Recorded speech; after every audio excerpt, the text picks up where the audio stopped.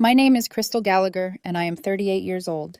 If you had asked me a month ago what the worst text message of my life was, I probably would have said something trivial, an unexpected bill, a passive-aggressive note from a coworker, maybe a message from my ex-landlord telling me my security deposit was non-refundable. But nothing prepared me for the moment my boyfriend's name. Justin Hale lit up my phone at 8:32 a.m. with a single sentence that would cleave my relationship in two. My parents think it's better if this trip is blood relatives only. Don't come. I read it 3 times, each word landing heavier than the last. Blood relatives only. The vacation I paid for. The vacation I spent weeks planning. The vacation where I was supposed to join them in just a few hours. My stomach didn't drop, it hollowed out. But to understand why that message broke something inside me, you have to understand the months leading up to it and the years before that. Justin and I had been together for 8 years. Not married, though there had been talks, vague ones, orbiting around rings and timelines, and eventually. I loved him, or at least loved the version of him I thought I understood. Justin was calm and thoughtful, a man who could fix a leaking pipe, soothe a crying niece, and make the best lemon chicken in existence. But Justin came with a family that felt territorial. His mother, Linda Hale, was polite in public and cold in private. His father, Richard, had that military stillness that made every room feel tense. His older sister, Rebecca, was pleasant until she wasn't. And then there were Rebecca's kids, 2 bright spots, who always hugged me like I truly belonged.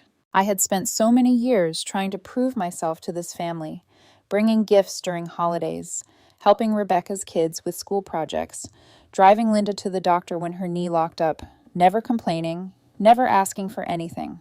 And still I was always Justin's girlfriend, never quite family. So when Linda mentioned a big family vacation 2 months ago, a full week at an oceanfront resort, everyone together, I thought maybe, just maybe, this was the turning point. Justin was excited too. His family couldn't afford something like that, so when I offered to pay it, felt like the right thing to do. A gesture of love, a way to show that I wanted to invest in all of them, not just him. $8,400. I remember the exact number. 3 rooms, 7 nights, prepaid, non-refundable. A booking confirmation that felt like a promise. Justin kissed me on the forehead when I booked it. "This means a lot," he said. For a moment, I felt seen. The plan was simple. Justin and his family would take the early 600 a.m. flight on Monday.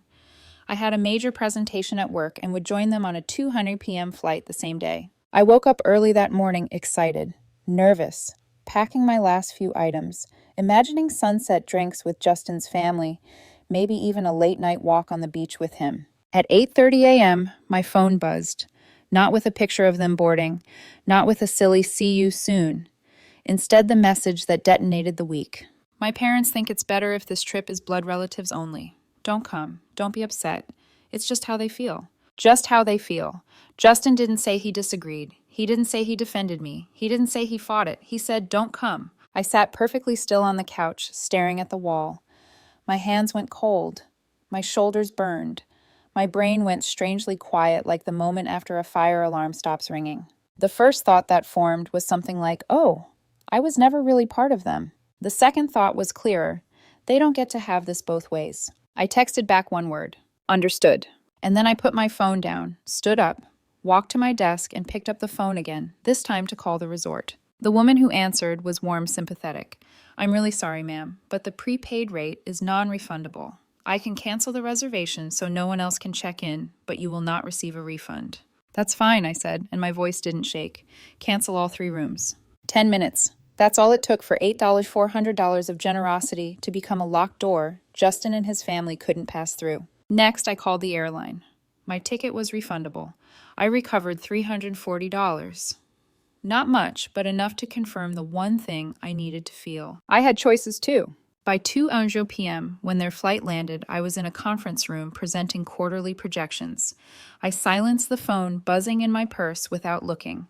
When I checked later after dinner, after the movie, I played too loudly to drown out my thoughts. I saw 23 missed calls from Justin, 15 missed calls from Linda, 8 missed calls from Rebecca, 3 voicemails, 17 texts. I didn't listen to anything until I poured a glass of wine, sat on my couch, and braced myself. Voicemail. 1. Justin trying to sound calm. Babe, there's some kind of mix-up. The resort says there's no reservation. Can you please call them? Voicemail 2. Justin angry. Crystal. I know you can see these messages. Fix this. Voicemail. His father. We're tired, we're stressed, and we need you to handle this. This isn't the time for games. Games. Right. I was not the one who asked to exclude someone who paid for the whole trip. When I opened the text, the pattern was the same. Justin. This isn't funny, Rebecca. My kids are exhausted. Linda. You are humiliating us. Richard. Call the resort, now. Justin again. Crystal, fix it. And finally, Justin, please, I don't know what's happening. I typed a single response. I can't fix reservations for a trip I wasn't invited to. I hope you all have a wonderful family bonding vacation. Then, before the next incoming call could ring, I turned off my phone and placed it face down on the table. For the first time in 8 years, I let silence be my shield. I slept surprisingly well. I woke the next morning to sunlight spilling across my living room floor, and the moment my phone reconnected to service, it began vibrating like it was trying to escape the table. A continuous angry buzz. Dozens of notifications resurrecting themselves all at once, as if the entire Hale family had spent the night sharpening their messages like knives. I stared at the screen for a long moment, emotionally suspended between dread and an icy sense of vindication. Then I unlocked it. The text came in a chain. Justin, Crystal, the resort says the rooms were canceled. Call them now. Linda. Why would you humiliate us like this, Rebecca? My kids are crying. This is cruel. Richard. Enough. Fix this before things escalate. Justin. Answer your phone, please. Justin. Crystal. Justin, Crystal. Please. Then the timestamps rolled into the early morning hours. Linda, at 1:27 a.m. We had to get 2 tiny rooms at an airport hotel, completely inappropriate for my grandchildren. They're frightened and overtired. You did this. Rebecca, 1:41 a.m. We're stuck. No plan. Nothing is available. Everything's booked, or thousands per night. Justin, 2:03 a.m. Talk to me. I don't understand why you would do this. And finally, one from 6:12 a.m. Justin, please call me. We can fix this together. Together. A word that felt like it was mocking me. I typed my reply slowly, choosing every word like I was placing stones in a row. I canceled my vacation plans when I was uninvited. What you and your family choose to do is your business. I can't assist with a trip I wasn't considered part of. I hit send. A breath left my lungs longer, steadier than I expected. 5 seconds later, my phone lit up with an incoming call from Justin. I declined it. Then it rang again. I let it buzz until it shuddered into voicemail. By noon, I was making coffee when another message appeared, this time from Linda, using Justin's phone. Linda, I don't know what kind of petty game you think you're playing, but we will not be stranded because of your spite. I read it once, sighed, and set my phone down without replying. 10 minutes later, a new text arrived. This time from Rebecca's husband, Daniel, the only somewhat reasonable person in the Hale extended tree. Daniel. Look, we're trying to figure things out here. The kids don't understand why we can't go to the nice hotel. Can you help at least a little? I'll reimburse you for the rooms. Almost reasonable, almost human, almost enough to stir something soft in me. But the truth was stronger. They didn't want me until they needed me. I responded. The rooms were non-refundable. The money is already gone. The cancellation happened because I was uninvited. That's between your wife and her parents, not me. He replied within a minute. Daniel. They're saying it wasn't their idea. They're saying Justin's parents insisted. I stared at that. The way blame ricocheted in their family was almost mathematical. Always deflect, never absorb. Then they should take it up with Justin's parents, I typed. Not me. Another bubble appeared. Daniel, can you at least help us find somewhere else to stay? I rubbed my forehead, not out of anger, out of sheer exhaustion. I'm not your travel agent. Good luck, though. Then I blocked his number, not angrily, just definitively, like pulling the door shut after a storm finally moved on. The afternoon drifted on in a strange quiet. I worked from home, reorganized my kitchen drawers, took a walk around the neighborhood. And still, somewhere under the surface, something was trembling, some mixture of loss, anger, and the stunned clarity of someone who realizes they've been standing alone for years without knowing it. Around 3 p.m., Justin tried again. Justin, we can't afford to stay here. We may have to fly home early. This isn't fair, I replied. It isn't fair that I paid for a trip I wasn't allowed to attend. His response came immediately. Justin, you're punishing my entire family because you're mad at my parents. I'm not punishing anyone. I canceled my trip when I was told I wasn't welcome. Justin, we had to pay for a budget hotel. My parents are devastated. My dad almost cried. A long pause. Then, Justin, Crystal, please. They just wanted one trip with their kids and grandkids. Then they should have paid for it. That was the first message he didn't respond to. 2 hours passed before my phone buzzed again. This time with a wall of text from Justin. The kind of message people write when they're desperate to rewrite the truth right in front of them. Justin, my parents felt like you always insert yourself into family matters. They just wanted time with their actual kids. I knew the timing was bad, but I thought you'd understand. This isn't just about the trip, it's about boundaries. I closed my eyes, letting the words settle. Insert myself. Actual kids. Boundaries. As if generosity was intrusion. As if care was overstepping. As if I hadn't spent 8 years waiting to be embraced, only to be shoved out the second it was convenient. I wrote back, I understand perfectly. They wanted a family vacation without me. Now they have one. I'm still confused about what the problem is. Another pause. Then, Justin, the problem is we have nowhere to stay. That sounds like something blood relatives should figure out together. After that silence. Minutes. Then an hour. Then 2. Not another word from Justin or any of the Hales. And a truth crystallized with frightening clarity. For the first time, I wasn't begging for acceptance. I wasn't smoothing conflict. I wasn't shrinking myself to fit their comfort. For the first time, I let consequences belong to the people who created them. That night, I made myself dinner, sat on my couch, and felt something I hadn't felt in years. Peace. Real, unambiguous peace. Justin and his family returned 3 days early. I wasn't expecting the sound of tires crunching over the gravel outside my house that afternoon. I wasn't expecting the shadow that passed across my living room window, and I certainly wasn't expecting the knock, sharp, impatient, calculated to sound like authority instead of apology. I opened the door to find Justin looking like he hadn't slept in days, standing beside his father Richard, who wore disappointment like a pressed uniform. And just behind them, lips pinched tight, eyes shining with indignation, was Linda. The air around them felt tense humiliation and exhaustion woven into one thick cloud. We need to talk, Justin said. As long as we don't pretend this is a surprise visit, I replied. He flinched. His father cleared his throat. Linda pushed forward like she was marching into enemy territory. This childish behavior has gone far enough, she announced. You owe us an explanation. And money. There it was. Not even a hello. Come inside, I said, stepping back. Not for them, but for myself, because I needed to see this through with clarity, not adrenaline. They filed in all stiff backs and barely contained irritation. Justin was the last to enter. He hesitated in the doorway as if expecting me to soften to reach for him to fix the mess he had helped create, but he stepped in silently, closing the door behind him. Richard immediately took a seat at my kitchen table, folding his hands, like he was about to conduct a performance review. Linda stood with her arms crossed, a general awaiting surrender. Justin hovered near the counter, not quite brave enough to stand beside either parent. I remained standing. Richard cleared his throat. We're here to set things right. My eyebrows lifted. What does right mean to you? It means Linda snapped you owe us for the expenses we incurred because you sabotaged the trip. Sabotaged, I repeated. Interesting choice of word. I canceled my reservation when your son told me not to come. Justin's jaw tightened, but he didn't speak. Richard attempted diplomacy, his tone edged with controlled frustration. You blindsided us. We arrived expecting accommodations you booked. When they weren't available, we had to scramble. We're out nearly $1,200. It's only fair that you reimburse us. I stared at him for several seconds, stunned not by the request, but by the absolute lack of self-awareness.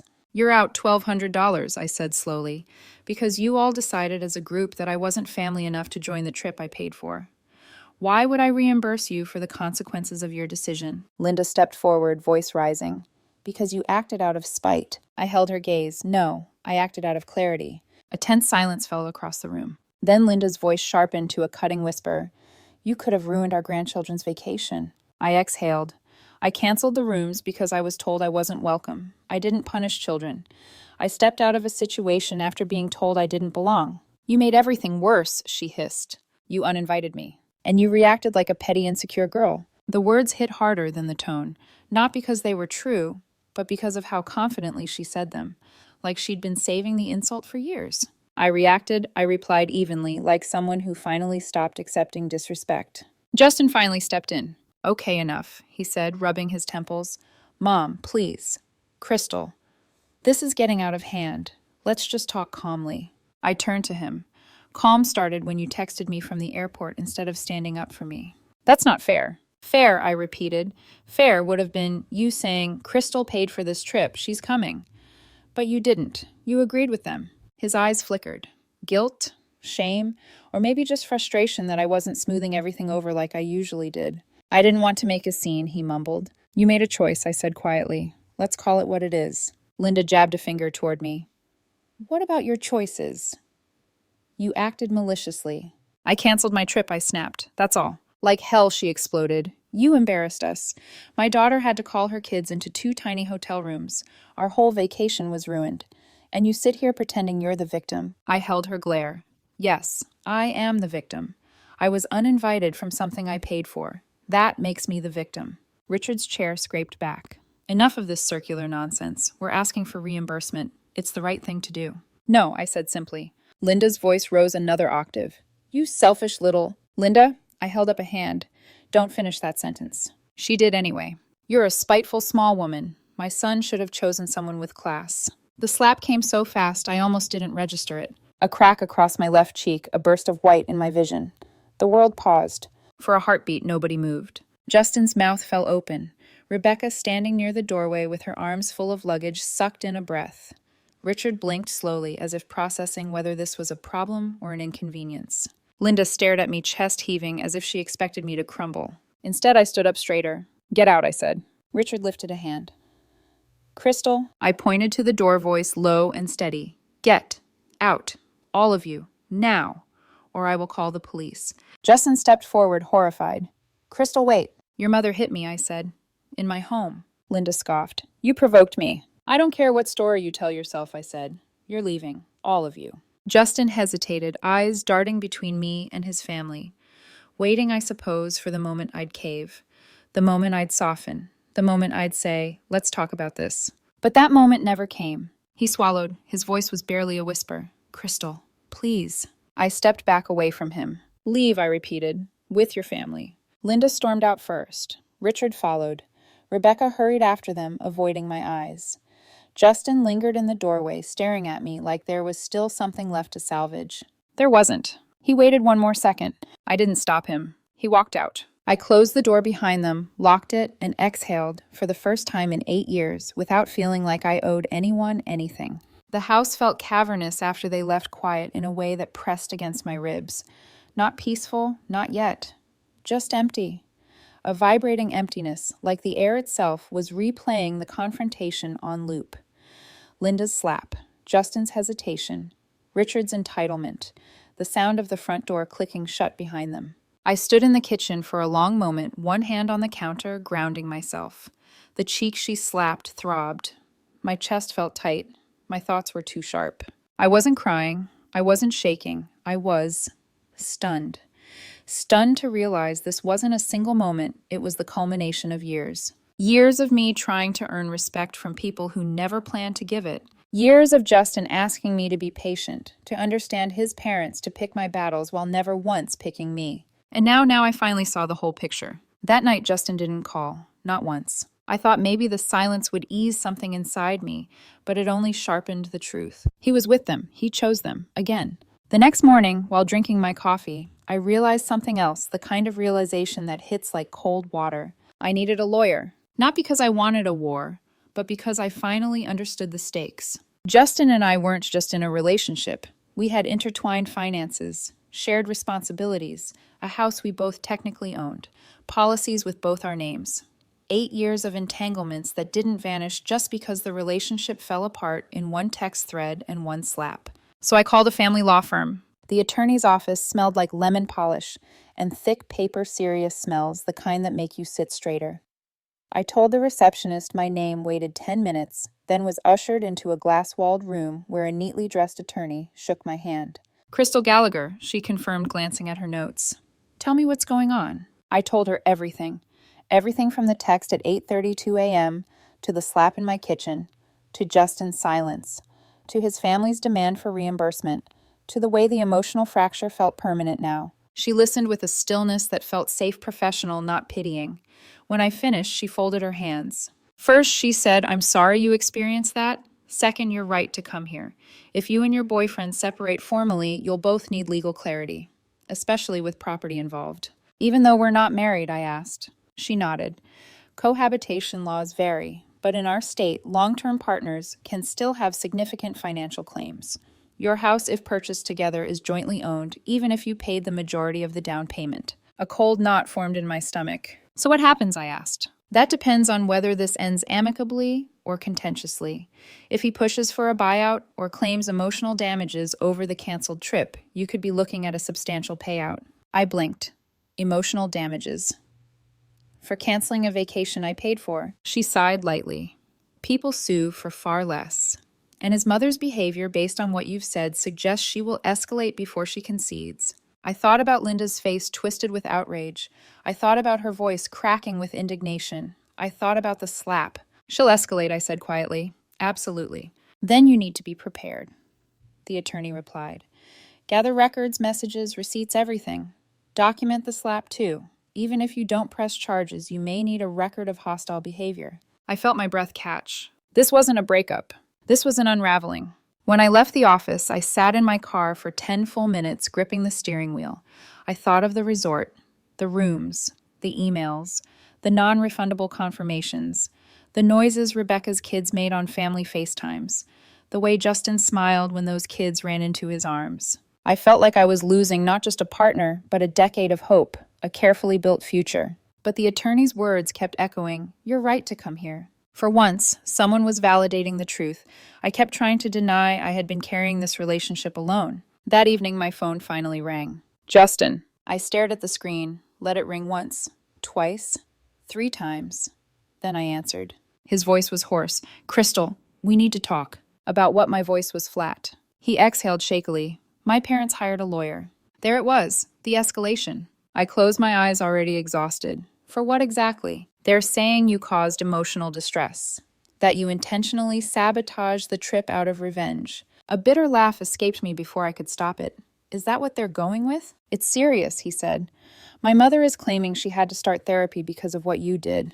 "Oh, that's rich," I said, considering she slapped me in my own kitchen. He stopped himself. She was emotional. "So was I said coldly. "Yet I didn't hit anyone." He went quiet.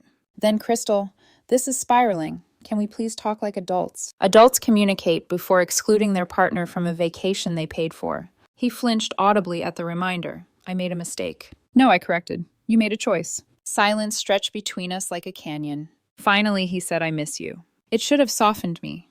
A part of me wanted it to, but instead it felt like too little arriving far too late. "You miss me now," I said quietly, "because your parents are dragging you into chaos. Not because you lost me, because you're losing convenience." "That's not true," he whispered. But it was, and he knew it. I inhaled slowly. "I spoke with a lawyer today." Justin sucked in a breath. "So that's where we are now." "That's where we've been for years," I replied. "You just never saw it, or you didn't want to." "I want to fix this," he insisted. "We can go to counseling. We can try." "To what end, Justin?" I asked softly. "So the next time your parents want something, you choose them again." He didn't answer. He didn't have to. The truth had already landed. Finally, he said, "Crystal, please don't do this." "I'm not doing anything," I replied. "I'm finally stopping." There was a long, tired silence. Then Justin hung up. That night, the house still felt empty, but this time the emptiness didn't vibrate. It didn't echo. It didn't shake. It settled, like dust after a battle. I went to bed knowing this wasn't just the end of a trip. It wasn't just the end of a relationship. It was the end of every excuse I had ever made for people who couldn't bother to make room for me. 2 days passed before Justin reached out again. Not with an apology, not with accountability, but with a carefully worded text that felt less like remorse and more like strategy. "Justin, I think we should meet. Just talk. Maybe we can find middle ground." Middle ground. As if there was a center point between being treated like family and being treated like an afterthought. I didn't respond right away. I let the message sit on my screen while I folded laundry, paid bills, washed dishes, mundane things that suddenly felt stabilizing, like invisible threads stitching me back together. By evening, though, I knew he wouldn't stop until he had one last conversation. And maybe in a way, I didn't want to admit I needed closure too. So I replied, "Come by at 7. He arrived right on time. Justin always arrived right on time. He liked predictability, order, smooth edges to every situation.